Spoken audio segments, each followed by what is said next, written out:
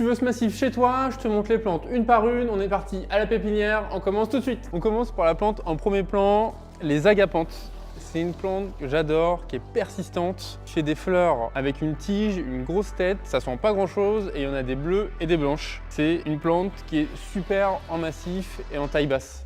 Donc vous voyez, celle-ci, elle est en bouton et ensuite elle va être en fleur, elle va être sublime. À gauche du massif, un olivier. C'est une plante persistante, super résistante à la sécheresse, qu'il faut installer en plein soleil, qui donne un style méditerranéen incomparable. Pour les oliviers, il existe plein de formes. Tous les oliviers sont uniques. Vous avez cette taille-là, et après des plus hauts, avec des troncs plus fins. Mais chaque sujet est unique, donc vous pouvez faire plein de styles différents, mais vous allez toujours avoir quelque chose de méditerranéen et de très chouette. En second plan, vous avez une haie basse de Pittosporum. C'est un arbuste avec des feuilles en forme de goutte, qui fait très méditerranéen, qui est persistant aussi, hyper résistant au froid et à la chaleur, qui va vous faire des fleurs blanches qui sentent bon au printemps. Bref, c'est l'arbuste méditerranéen idéal.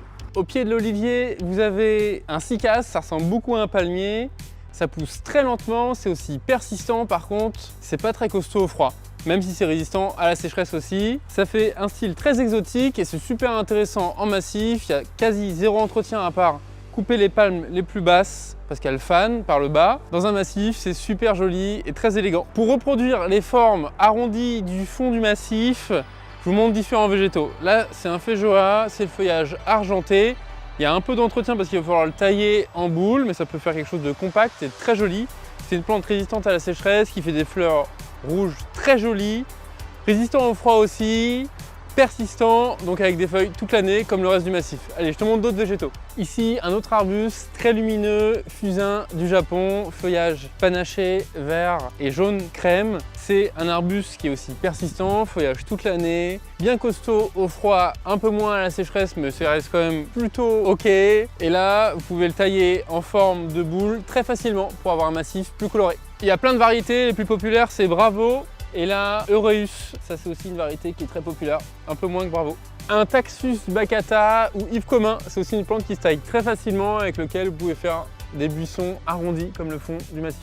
Ilex crenata, ça ressemble énormément au buis, mais ça n'attrape pas de maladies comme la pyrale. Vous pouvez aussi le tailler à la forme que vous voulez, c'est persistant, résistant au froid et à la sécheresse.